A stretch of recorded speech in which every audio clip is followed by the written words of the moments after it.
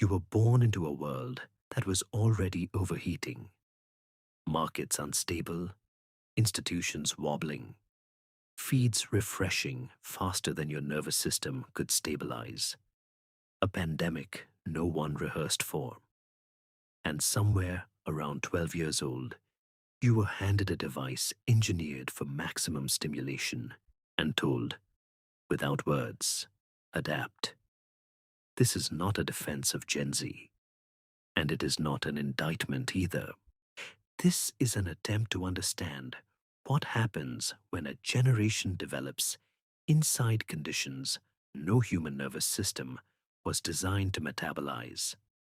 Because something is forming, a psychological pattern, and most people are looking at the symptoms and missing the structure. Most people miss this. Before we go deeper, I want to confirm something. If you have ever felt like you interpret the world differently than older people expect you to, or if you are trying to understand someone who does, stay with this. Watch to the end.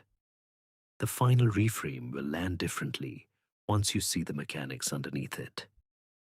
And if someone Gen Z comes to mind, send it to them. If they respond with a single emoji, that will be confirmation enough. Now let's anchor this. It is 2 a.m. A 19-year-old is lying in bed. The room is dark. The phone glow is the only light source. In 4 minutes, they scroll through layoff headlines, climate catastrophe updates, a friend's curated travel highlight reel, a therapist breaking down attachment styles in 60 seconds, 3 anxiety memes, and a stranger crying in a parking lot. They are not entertained. They are not informed. They are saturated. There is a low-frequency hum under everything. Not panic, not calm. Something in between urgency and fatigue. They put the phone down. Boom, they pick it up again. In the morning, someone older says, "You just need to focus." And they nod. Because explaining the internal experience would require translating something that has never had a stable language. And even they are not sure what is happening inside them. That is where it gets interesting. Because that moment is not a personal flaw. It is the predictable outcome of a very specific developmental environment. Gen Z does not just consume information, and they absorb emotional atmosphere. Here is what cognitive science has been hinting at for years. The human nervous system evolved to process local signals, immediate danger, immediate reward, a small circle of faces. It was not engineered for continuous global exposure to tragedy, comparison, outrage, and performance metrics delivered at algorithmic speed. Gen Z is the first generation for whom that exposure was not an add-on in adulthood. It was baseline, childhood, pre-adolescence, before the prefrontal cortex, the region responsible for emotional regulation, long-term planning, impulse control, had finished wiring itself. That region does not fully mature until your mid-20s. So millions of developing brains were marinating in a stream of global instability, social comparison, political polarization, and performance pressure during their most plastic phase. Neuroscientists call the accumulated wear from chronic stress allostatic load. But sustained unpredictability is especially taxing. The body never fully returns to baseline. It hovers. Social media is structurally unpredictable. Every scroll is a variable reward. Every refresh is a new emotional unknown. Gen Z pulled that lever millions of times before their nervous systems had stable scaffolding. This does not make them fragile. It means their brains adapted. They became rapid processors of tone, sensitive to micro shifts in social feedback, are skilled at detecting inauthenticity, hyper-aware of belonging and threat cues.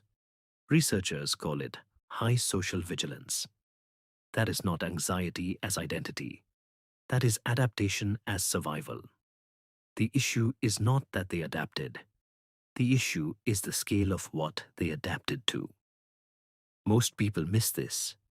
Gen Z has more identity pathways available than any generation in recorded history.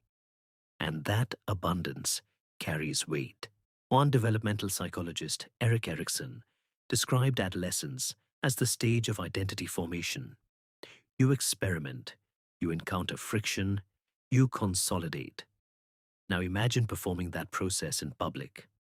Gen Z did not just form identities, they formed them under observation, with metrics, with permanent archives.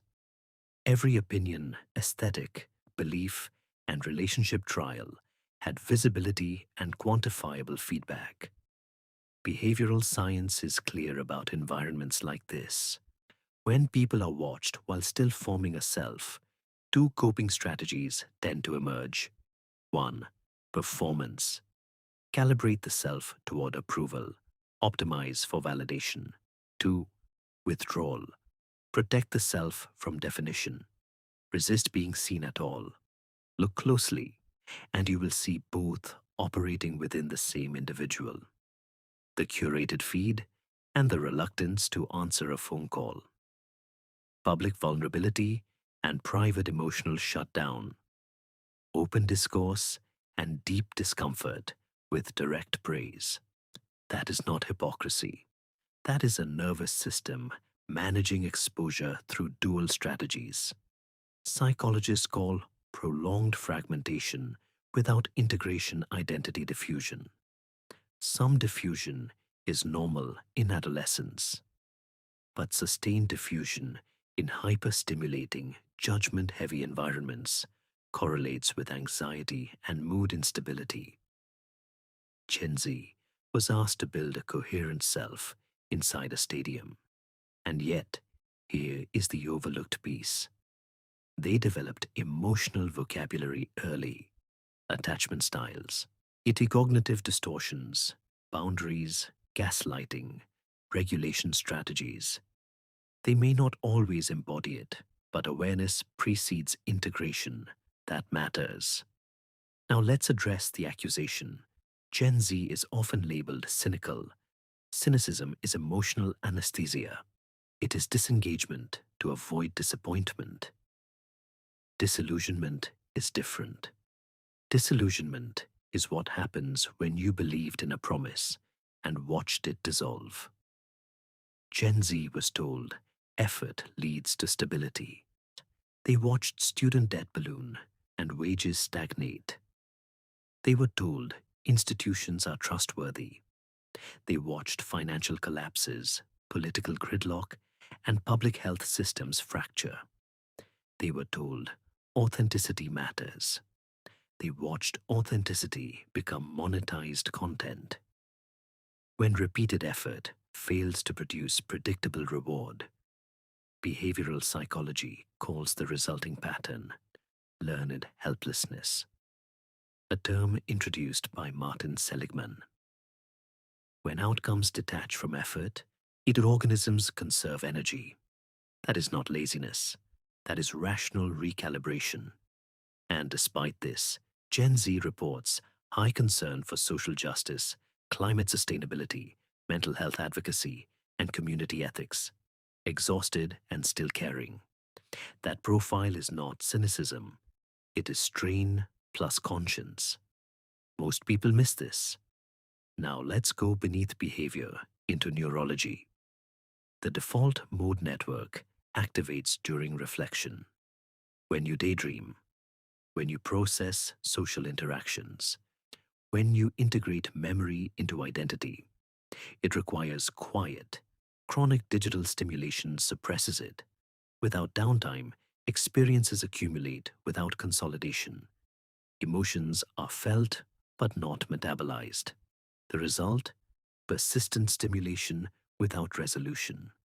Emotional buildup without narrative integration, a background unease that feels sourceless. Add dopamine architecture, variable rewards, algorithmic unpredictability. Over time, baseline reward thresholds shift. Ordinary moments feel flat. Stillness feels intolerable. Novelty becomes necessary. This is neuroplasticity, not moral failure. A high stimulation baseline, reduced distress tolerance in low stimulation contexts, heightened sensitivity to social cues. Now place that neurology into institutions built for slower rhythms. The tension is structural, and the cultural narrative misreads the tension as weakness. Attention fragmentation is framed as discipline failure. Its sensitivity is framed as fragility. Career hesitation is framed as laziness. The mental health statistics are real, but they are not evidence of character erosion. They are evidence that the human nervous system has limits. Research across longitudinal studies, from major psychological associations to public health data, converges on one conclusion: the trend lines are systemic. The honest question is not what is wrong with Gen Z. The honest question is what environment produced these patterns. If you are Gen Z, I want to ask you directly, is there a version of you that performs, calibrated to audience, feed, and peer perception, and another version that almost no one sees? Do you ever experience a translation gap between what you feel and what older language frameworks allow you to express? Have you ever sat in stillness and felt something unfamiliar surface? Not boredom, not panic, just unease. Not to diagnose, not to fix, just to notice. Noticing is the beginning of regulation, and regulation is the beginning of agency. And if you are older, what would shift if you interpreted the behaviors you find confusing as adaptations instead of defects? That reframing changes the entire conversation. Now here is the part rarely acknowledged. Gen Z is building psychological literacy early. Mental health language is casual. Boundaries are normalized. Emotional states are named, even if imperfectly. Institutional trust is earned through behavior, rather than inherited through tradition. Productivity is being redefined. Quality of life is not treated as indulgence, but as metric. These are not accidental trends. They are corrections. Previous generations built extraordinary infrastructure. They also externalized costs: environmental, psychological, economic, forward. Gen Z inherited the bill. The anxiety, vigilance, and ambivalence make sense under that weight. They are not broken, they are carrying load. Research on post-traumatic growth shows that adversity, when it does not overwhelm, can reorganize values and deepen resilience. Pressure reshapes. What is forming under this pressure is not fully visible yet. But look at the humor, dark but incisive. The refusal to fake certainty, the willingness to hold complexity. The skepticism paired with continued engagement. Something is being constructed. The wrong question is, what went wrong with this generation? The more interesting question is this: what happens when a generation built for survival finally has room to build? Because that is where it gets interesting.